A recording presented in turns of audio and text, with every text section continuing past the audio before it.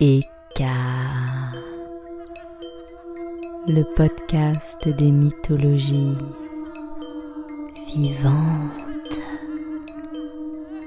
série d'Halloween.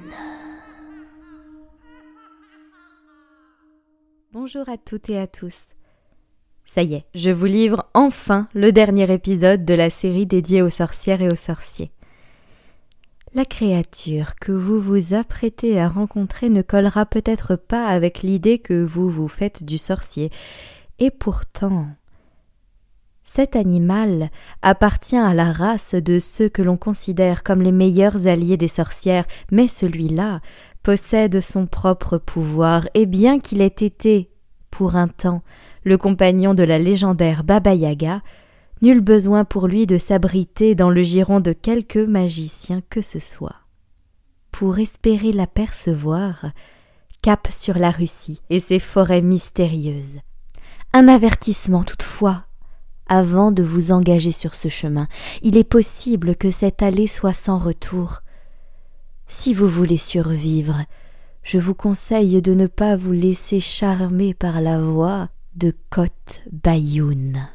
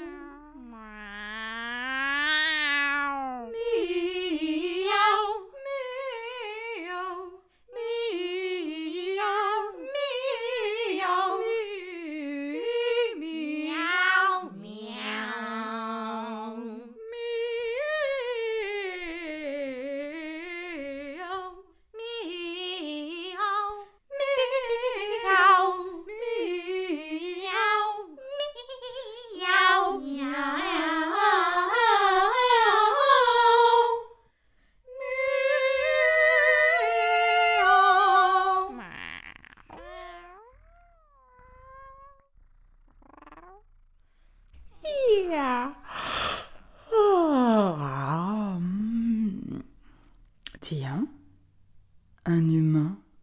Mais qu'est-ce qu'il vient faire par ici, dans ma forêt?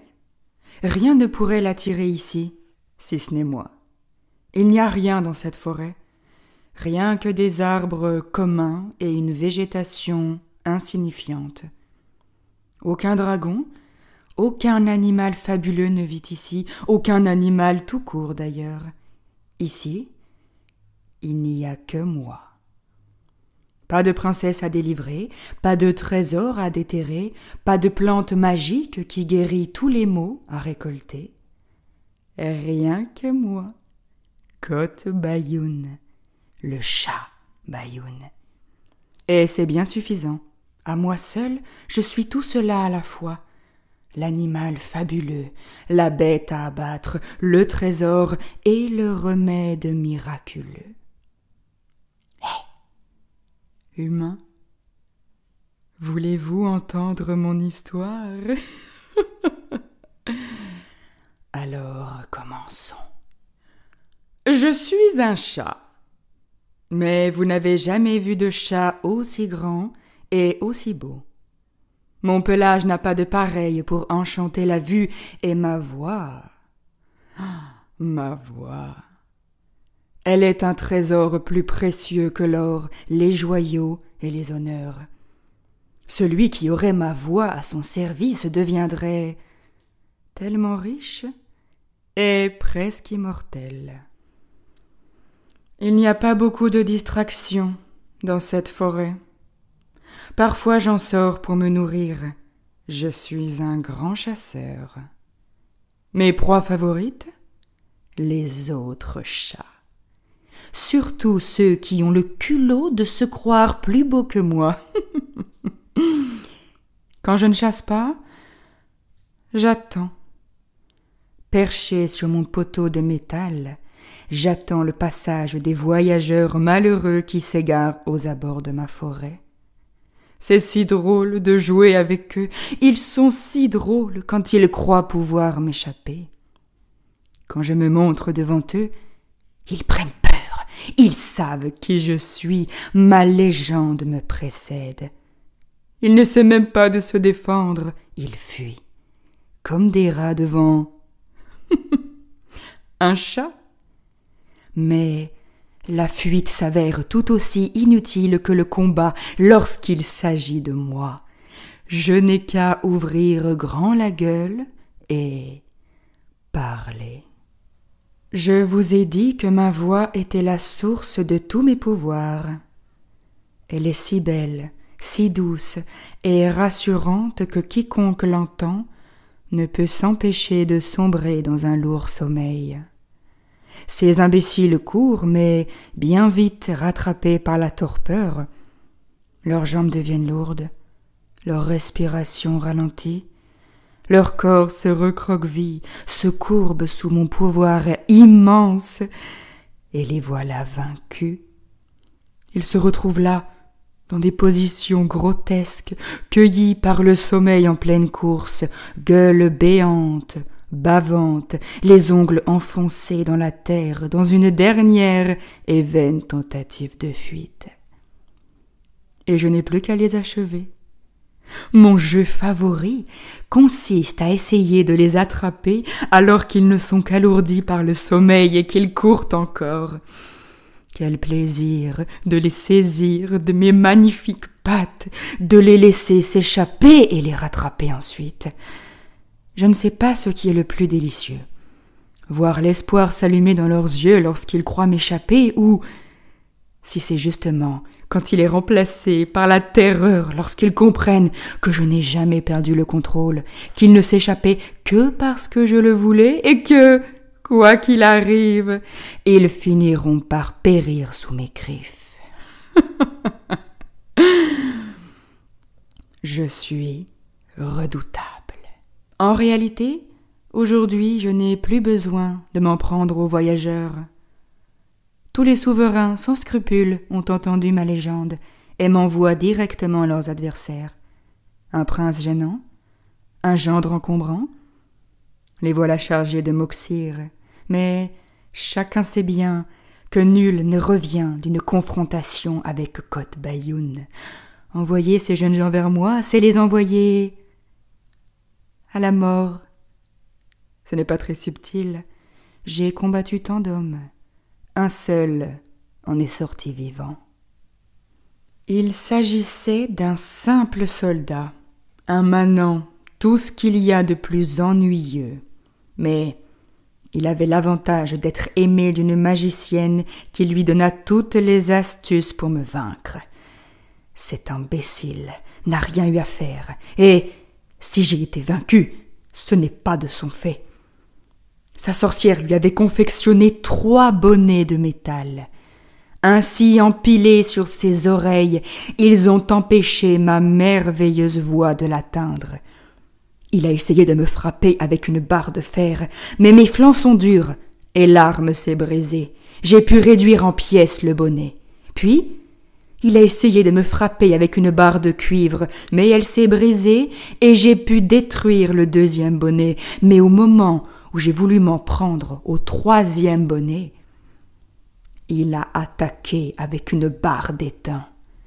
Celle-ci ne s'est pas brisée. Elle s'est tordue et s'est enroulée autour de mon magnifique cou. Quelle déchéance! Voilà que cet abruti me baladait en laisse depuis ma forêt jusqu'au palais du tsar. Voilà que j'en étais réduit à l'état de cadeau pour ce roi mortel. Je vécus au palais pendant un certain temps, car l'autre pouvoir de ma voix leur était bien utile. En plus de pouvoir plonger les hommes dans un profond sommeil, elle est capable de guérir n'importe quel mal physique ou moral. Pendant plusieurs années, j'ai dû servir ce tsar et user pour lui de ma voix. Un jour, c'en fut trop, et je décidai de fausser compagnie à ces rats en tenue de soie. Je suis un prédateur, que diable, pas un docteur.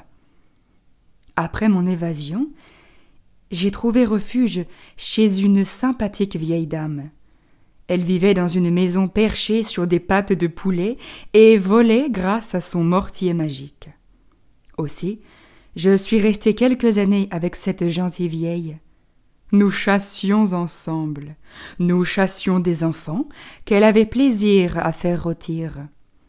Mais je préfère de loin chasser les adultes, alors j'ai repris ma liberté. Je suis tout sauf un chat de grand-mère. Adieu, Baba Yaga, liberté, me revoilà. Et je suis de retour dans ma forêt, sur mon poteau, depuis lequel je conte mes aventures aux voyageurs et aux aventuriers, et nous voilà, vous et moi. À ce propos, ne sentez-vous pas la torpeur vous gagner? Ne luttez pas. Faites-moi le plaisir de vous endormir. C'est le plus beau cadeau que vous puissiez me faire. Allez-y. Fermez les yeux et dormez. Dormez. Dormez, dormez. Dormez.